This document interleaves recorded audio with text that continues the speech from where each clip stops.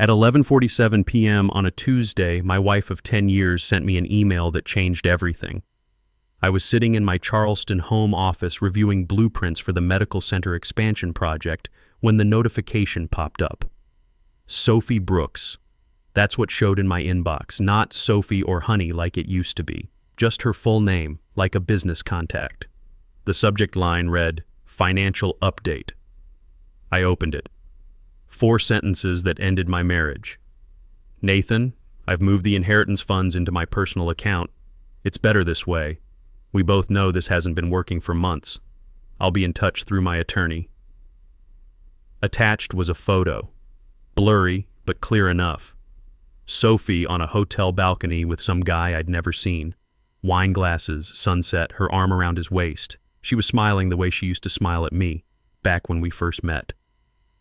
"My name is Nathan Brooks. I'm 45, run a commercial architecture firm here in Charleston, and I just got cleaned out by the woman who promised to love me for better or worse. That inheritance wasn't just money to me. It was $425,000 from my Uncle Richard, my dad's older brother who took me in when my parents died in a car wreck. I was 16 then, angry and lost. Richard was a construction foreman who worked his way up from concrete crew to running major commercial builds. Taught me that anything worth building starts with a solid foundation. When cancer got him last year, he left me everything. One note with the will: build something that lasts, kid. Sophie knew what that money meant. We'd talked about it plenty, how Richard had raised me, put me through college, taught me the construction business before I switched to architecture. She'd nodded and said all the right things about honoring his memory. Now she'd stolen it. Or tried to. I closed the laptop and walked to the kitchen. Poured myself 3 fingers of bourbon and looked out at the backyard where we'd built that stone patio together 3 summers ago. I'd done the actual work while she picked out expensive pavers and talked about hosting dinner parties. All those weekends building what I thought was our life together. My phone sat silent on the counter. No missed calls, no follow-up texts, just that email and silence, like she'd already moved on to whatever she'd been planning. The signs had been there for months, maybe longer. Sophie's coaching retreats getting more frequent. 2 days became 4, then week-long trips to places I'd never heard of. CrossFit coaching and nutrition consulting, she called it, building her brand. Her phone started staying face down on tables. Passwords changed overnight. Conversations got shorter, more distracted. When I'd ask about her day, she'd give me one-word answers and change the subject. 3 months ago, she started asking weird questions about Richard's inheritance. Where exactly was the money? Which accounts? Should we consolidate our holdings for better management? I'd told her I'd look into it, but something felt off about the way she kept pushing. I should have trusted that instinct. I reopened the laptop and read her email again. No, dear Nathan, no explanation, just the announcement. Like terminating a business contract. I typed back, "Got it. Thanks for letting me know." Then I closed the laptop and went to bed. Lay there in our king-sized bed, staring at the ceiling. For the first time in months, maybe years, the house felt quiet. Not lonely, quiet. Like I could finally think clearly. Here's what Sophie didn't know. The inheritance had never been where she thought it was. Richard had been smarter than either of us realized. When he got his diagnosis, he'd worked with his attorney to set up an irrevocable trust. The money was protected, locked down tight with security protocols she'd never seen. Her transfer was nothing but a failed attempt that triggered every alarm the system had. I'd been getting alerts for weeks. Let me back up and tell you how we got here. I met Sophie 13 years ago at a building industry conference in Atlanta. She was launching her fitness coaching business, looking for architects to design her first gym space. I was 5 years into my career, hungry for projects that weren't just office buildings and strip malls. She was attractive, ambitious, full of plans for expanding into nutrition consulting and wellness retreats. We clicked immediately. Similar drive, similar goals, both building businesses from the ground up. We married within 3 years, built what looked like a solid life in Charleston where my firm had its main office. Bought the Craftsman house on Meeting Street with the wraparound porch she'd always wanted. No kids, her choice. My business is my baby, she'd say. I understood. My buildings were mine. For 7 years, things worked. I designed medical centers and office complexes. She built her brand, started traveling for client development. We hosted dinner parties, took vacations, looked successful on paper and in person. Then Richard got sick. Cancer, fast and brutal. I took partial leave to help care for him in Colombia. Sophie visited twice in 6 months. Hospitals depress me, she explained. I didn't push it. Figured everyone handles grief differently. When Richard died, he left me everything. The money surprised me. I had no idea he'd invested so carefully over the decades. Sophie seemed surprised too, suddenly interested in our financial planning in ways she'd never been. We should put it toward expanding the business, she suggested one night. Her business, she meant. I need to think about what Richard would want, I said. That was the first crack, small but visible. Others followed. Sophie started traveling more for client development meetings. Her calls got shorter, often with voices in the background that went quiet when I asked who she was with. Our neighbor Bill stopped by one afternoon while Sophie was at a team retreat in Sedona, saw someone dropping her off last week. He mentioned, "Late, wasn't it? Thought you were out of town." I had been. 3-day conference in Raleigh. I thanked him and filed it away. Then came the password changes. Banking apps locked when they'd never been before. Financial conversations that ended abruptly when I asked specific questions. 2 weeks before Sophie left for what would be her final retreat, my financial advisor called. Paul Rodriguez had handled our accounts for years through my firm's investment program. "Someone's been trying to access information about your trust accounts," Paul said, "using your personal information but failing the security protocols." "Which accounts?" I asked, though I already knew. "The inheritance funds. They had your social security number but couldn't answer the verification questions about your uncle." I thanked him and sat at my desk for a long time. That evening, Sophie brought up consolidating our accounts again. "It's silly to have so many separate logins," she said, not meeting my eyes. "We should simplify everything." "You're probably right," I said. "I'll talk to Paul about it." The next day, I drove to Columbia and met with Diane Parker, Richard's attorney for 20 years. Explained my concerns without emotion, just facts. "Your uncle was wise to suggest the irrevocable trust structure," Diane said. "The money is protected regardless of what happens in your marriage. And if someone tried to move those funds without authorization, that would be attempted financial fraud. Clear legal consequences." I nodded. "Let's set up monitoring that alerts us to any access attempts." When I got home, Sophie had packed for her retreat. She kissed me briefly, already distant. "I might extend this one," she said. "Really dive deep into the training protocols." I helped load her bags, watched her drive away, then opened our shared cloud storage. In a folder labeled Home Renovation Ideas, a project we'd discussed for next year, I found what I was looking for. Screenshots of my account information, copies of statements, notes about transfer protocols, a photo of a whiteboard with my inheritance amount minus 20%, labeled transfer fee. She'd been planning this for months. I made a list of what I needed to do, called 3 people, started documenting everything. By the time her email arrived 5 days later, I was ready. Here's what I did next. 24 hours after Sophie's email, I made my first call. Paul Rodriguez, my financial advisor, answered on the second ring. "The trust company logged 3 more access attempts yesterday," Paul said without preamble. "All blocked. IP address traces back to Scottsdale, Arizona." "Not Sedona?" I asked. "Definitely Scottsdale." "And Nathan?" "She's not just trying random passwords. Someone coached her on financial protocols." I thanked him and hung up. Made my second call to Diane Parker, Richard's attorney. "I'm forwarding you Sophie's email," I said, "along with the access logs." "Received," Diane said after a pause. "This constitutes admission of attempted fraud. How do you want to proceed? File for divorce. Cite financial misconduct." Diane connected me with Michael Torres, the best divorce attorney in Charleston. His secretary squeezed me in for 3 p.m. By noon, Sophie had texted, "Did you get my email?" I responded, "Yes, that's all you have to say?" Came back minutes later. I didn't answer. Instead, I drove to Michael's office where Diane joined by video. "The attempted transfer creates multiple advantages," Michael explained, reviewing documents Diane had forwarded. "Inherited funds in an irrevocable trust, never commingled with marital assets, clear evidence of unauthorized access attempts." "What's my timeline?" I asked. "File immediately. South Carolina allows fault-based divorce when fraud is involved." I signed papers before leaving his office. At 4:30, my phone rang. Sophie's name on the screen. "You're overreacting," she said. "No greeting. This doesn't have to be complicated." "I agree," I said. "Then let's handle this like adults. The money's already moved. Fighting it just means more legal fees." "Where are you staying?" I asked. She paused.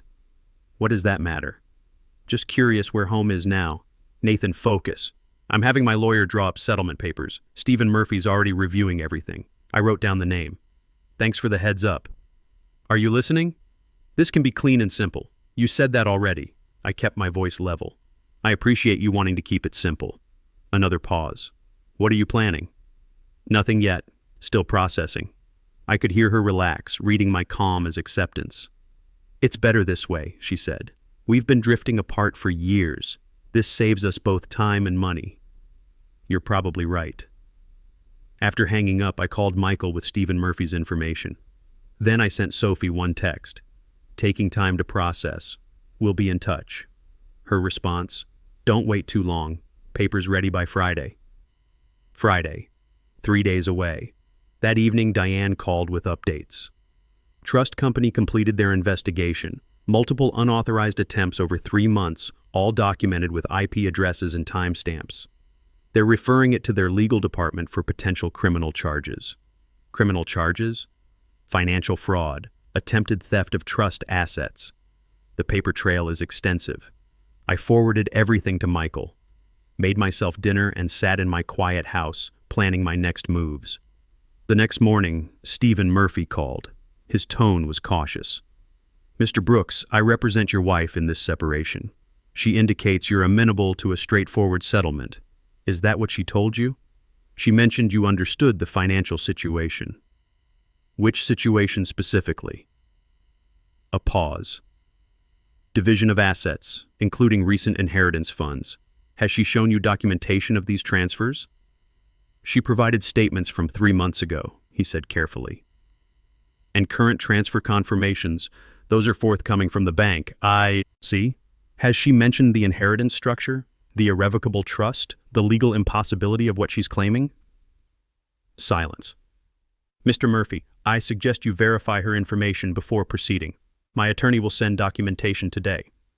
After hanging up, I drove to Heritage Trust Bank, where Sophie and I had maintained our joint accounts for 8 years. Harold, the branch manager, had handled our mortgage refinancing. "I need to review recent activity on all joint accounts," I explained. Harold pulled up our information. His expression shifted as he scrolled. "Significant withdrawals over the past 6 months," he said, turning the monitor toward me. I saw regular transfers to an account I didn't recognize. Started small, $2,500, $3,200, then escalating. 2 weeks ago, $18,500.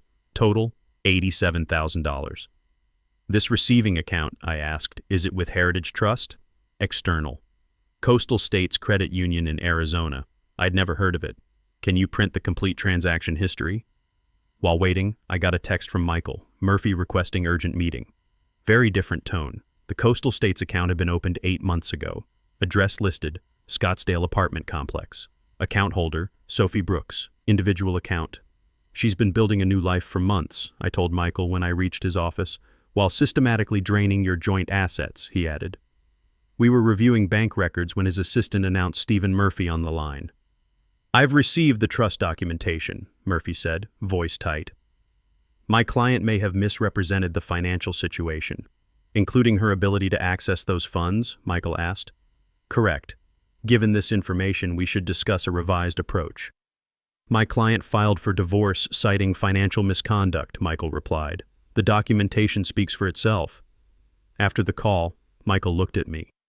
"He'll withdraw by end of day. No attorney wants this level of exposure. What about the money she actually took from our joint accounts? We'll document everything. Let her explain to a judge why she opened a secret residence and drained marital assets systematically." That afternoon, I had one more task. I needed to know who he was, not for confrontation, just to understand the complete picture of what I'd missed while building what I thought was a marriage. My golf buddy Andy Sullivan runs a private investigation business. One phone call, one photo from Sophie's email, and by evening, I had answers. Alex Winters, personal trainer at an upscale Scottsdale gym, former financial advisor who left the investment sector 3 years ago. LinkedIn said he was pursuing authentic wellness connections.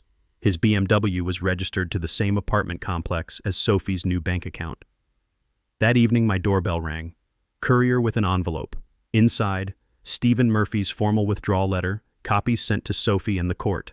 Attached note from Michael. Domino 1. My phone lit up. Sophie calling. I let it ring. She called 4 more times, then texted, "What did you do?" I didn't respond. Instead, I opened a beer and sat on my back porch, looking at the patio we'd built together. Tomorrow would bring more calls, more threats, more attempts to make me the villain in her story.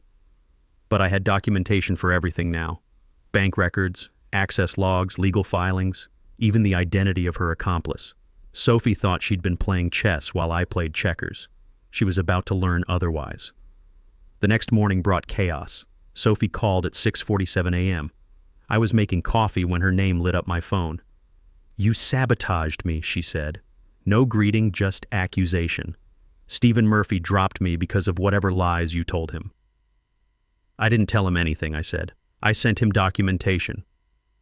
"What documentation?"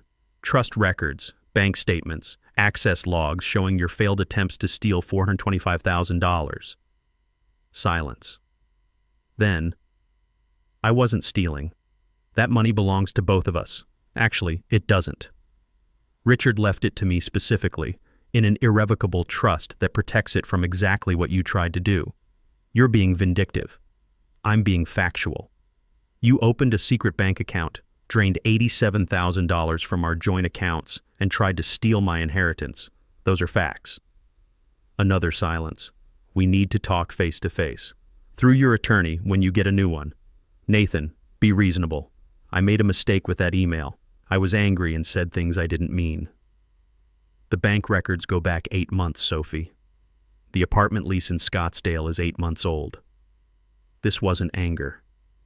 This was planning. I hung up and called Michael Torres. "She's panicking," I told him, "looking for a new attorney. She'll find one, but they'll see the same evidence Murphy saw. Her position is legally indefensible." "What's our timeline?" "Emergency hearing is scheduled for Monday. She filed a motion claiming financial misconduct on your part. Wants the court to freeze all assets pending investigation." I laughed. "She's claiming I committed financial misconduct?" Classic deflection strategy. Attack before defending. Won't work, but it buys time. That afternoon, Michael called back. Sophie hired Alan Foster. He's expensive but smart. Requested immediate settlement discussions. Alan Foster had a reputation for aggressive divorce litigation. If he was asking for settlement talks, he'd seen enough evidence to know Sophie's position was hopeless. "What's he offering?" I asked. "Clean split. She keeps what she took from joint accounts, makes no claims on the inheritance or house. You keep everything else." "Counteroffer," I said. "She returns half of what she took, $43,500, and signs a non-disclosure agreement. I don't pursue fraud charges." Michael paused. "You could push for more." "I don't want more. I want this finished." While Michael negotiated, I had one final task. Our neighbor Bill had agreed to provide a witness statement about Alex Winters visiting my house while I was traveling. I drove over to get his signature notarized. "That guy was here regularly," Bill confirmed as we sat in his kitchen. "Usually evenings, sometimes stayed overnight. Gray BMW parked right in your driveway like he owned the place." "How many times would you estimate?" 6, maybe 7 times over the past few months. Always when you were out of town. I thought maybe you knew." I thanked him and drove to the bank to have his statement notarized. Added it to the evidence file that was growing thicker by the day. That evening, Michael called with an update. Foster reviewed everything. Bank records, access logs, neighbor's statement, trust documentation. He's recommending Sophie accept your terms. "When do we meet?" "Tomorrow morning. Courthouse conference room. Foster wants this settled before it goes public." I spent that night in my house, our house, looking at 10 years of accumulated possessions, wedding photos on the mantle, vacation souvenirs from trips we'd taken together, the expensive kitchen appliances Sophie had insisted we needed for entertaining. None of it felt like mine anymore, not because she was taking it, but because it had all been built on something that wasn't real. The next morning, I met Michael at the courthouse. Foster was already there with Sophie, both looking like they'd had a long night.